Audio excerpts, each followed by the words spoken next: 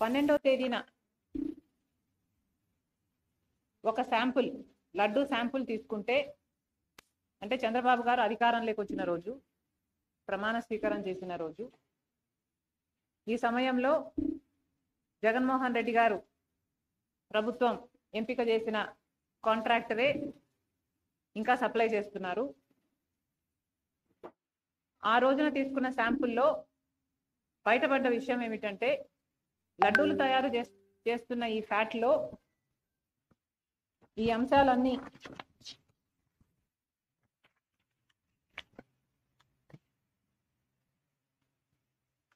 ఇవన్నీ ఉన్నాయని, soybean, sunflower, olive, rape seed వీటితో పాటు బీఫ్ టాలో, ఫిష్ ఆయిల్ కూడా ఉన్నాయి అని.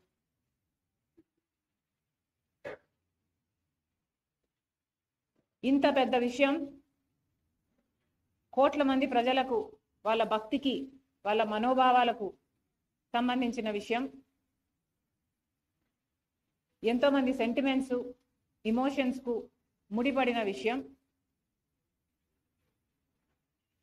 మన రాష్ట్రంలోనే కాదు, మిగతా రాష్ట్రాల నుంచి కూడా ఇక్కడికి వస్తారు. దేశ విదేశాల నుంచి తిరుపతికి వచ్చే వాళ్ళు ఉన్నారు. శ్రద్ధ, భక్తి, శ్రద్ధలతో ఈ ప్రసాదం నిజంగానే కళ్ళకద్దుకొని తీసుకునే వాళ్ళు కోట్ల మంది ప్రజలు.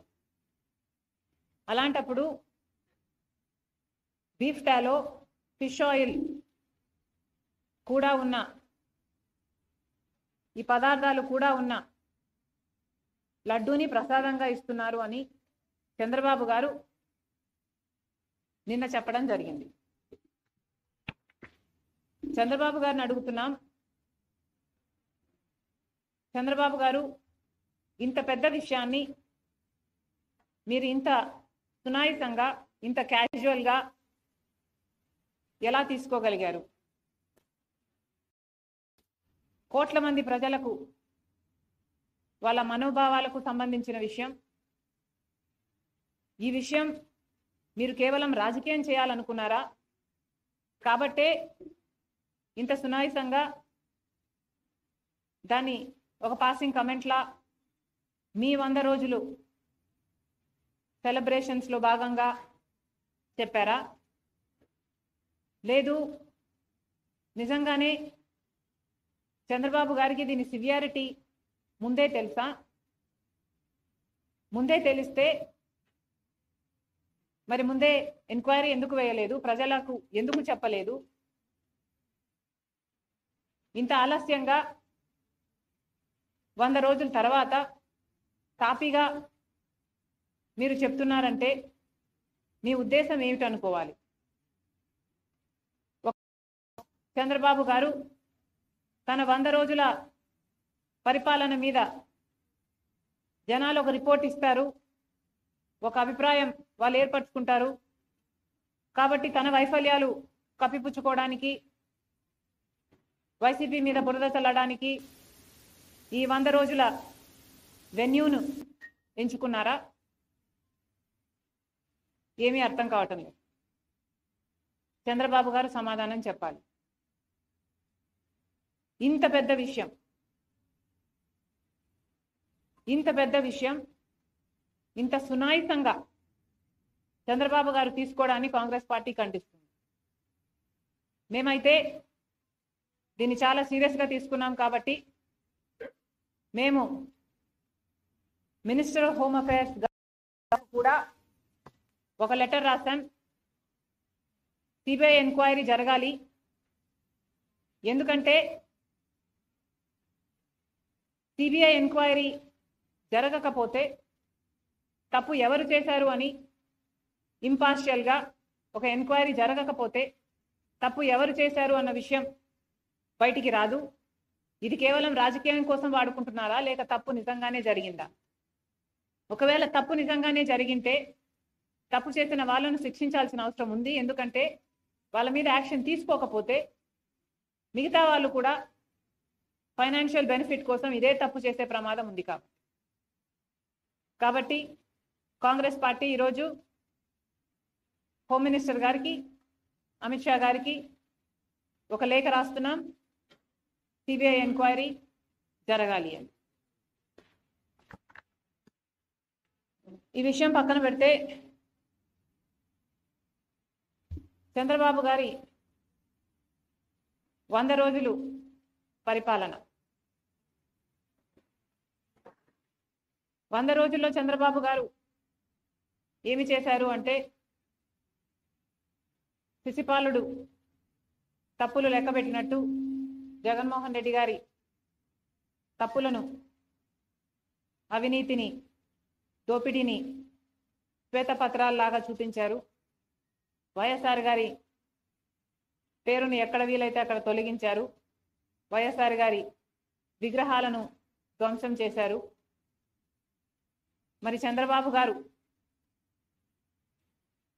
హామీల విషయంలో ఏం చేశారు అంటే 0 అనే చెప్పాలి.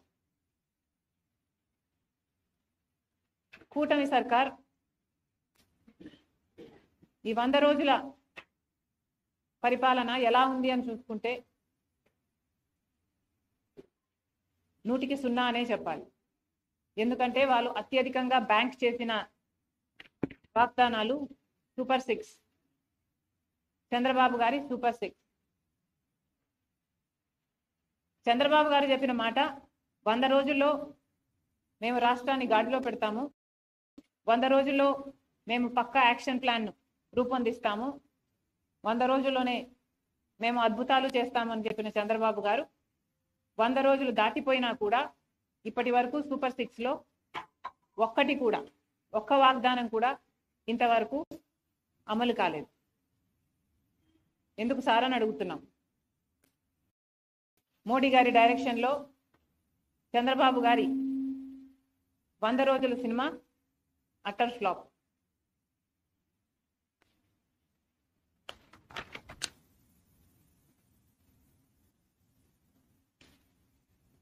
ఎవరు కూడా 100 రోజుల్లోనే అన్ని హామీలు అమలు చేయాలి అని మేము కూడా అంటం లేదు. కానీ ఒక మోసపూరిత ప్రభుత్వాన్ని దించి ఇంకో ప్రభుత్వాన్ని ప్రజలు ఎన్నుకున్నప్పుడు ఆ కొత్త ప్రభుత్వము వాళ్ళ పక్షాన నిలబడుతుందని ఎంతో ఆశగా ఓట్లేసినప్పుడు కనీసం మీరు ఇచ్చిన వాగ్దానాలలో ఒక్కటి కూడా నిలబెట్టుకోకపోవడం వెరీ డిసప్పాయింటింగ్. చంద్రబాబు గారి సూపర్ 6లో